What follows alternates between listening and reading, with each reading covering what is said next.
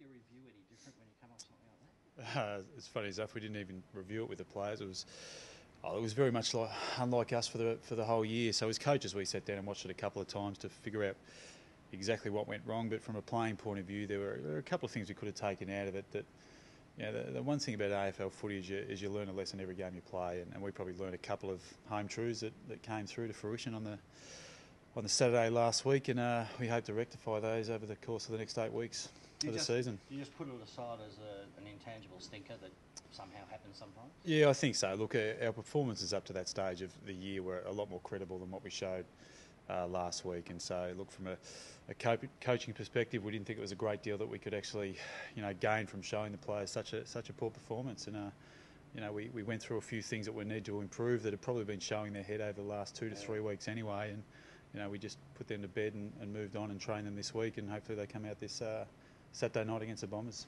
In terms of the response, has the attitude on the track been any different? Look, it's been... The one thing I will say about our group is they're very vibrant. You wouldn't know that we've come off a resounding loss such as it is, and that's something we try to pride ourselves on. We try to take away the emotion of the ups and downs of our season, which our guys tend to do very, very well. In saying that, we've worked on a couple of areas that require a great deal of physicality in our training, and that's something that the players have enjoyed this week and will come out this week versus the Bombers. It's been a little bit in the paper this morning about Jack Riewoldt and these so-called unfair tactics. What did the club go to the AFL about? What was sort of said and why? I didn't even... Sorry, I haven't read the papers. No, what was a it? little bit on the footy show last night. Said the club had been to the league twice, saying there's been unfair tactics. Sorry, to the umpires. Yeah. Yeah. Oh, listen, we like every club go to the umpires at certain stages, and we just make them aware of certain situations. We're no different to 16 other clubs in the AFL. And look, the umpires, are their credit, they do a reasonable. I reckon overall they're doing a pretty good job this year. So we just made them aware that there's certain things that they need to be looked at. We went through the same things with Adrian Anderson a couple of weeks ago. So they're aware. And look, most of the times they get picked up. Sometimes they don't. But that's the nature of AFL footy. You're not going to get them to go all your way, which would be nice. But unfortunately, it's not the case. Winning Saturday night's match is one thing, but do you also feel like you need to win back a bit of respect? I don't think so. I think where we've come from, you've got to remember this is 18 months in a process that we always said was going to take some time. And you look at where we've come from, the situation at the start of last year, from a 0-9 start to where we are now. We are a much better football side than where we started at 18 months ago. And we understand where we're at, but we certainly know where we're going. We've got a hell of a long way to go. There's going to be bumps along the way. Last week was one of those bumps, and there's going to be more bumps in the future. We've just got to get that consistency back in our ball game that we've probably lost over the last couple of weeks. If you compare what you achieved last week with what the Bombers did, there seems a huge gap, but is the gap that significant, do you think? Well, probably yes, and we're in our same situation probably 2 weeks ago, weren't they? And it's amazing when you put your mind to it, the Steeler resolve comes out. And Essendon's performance last week was amazing.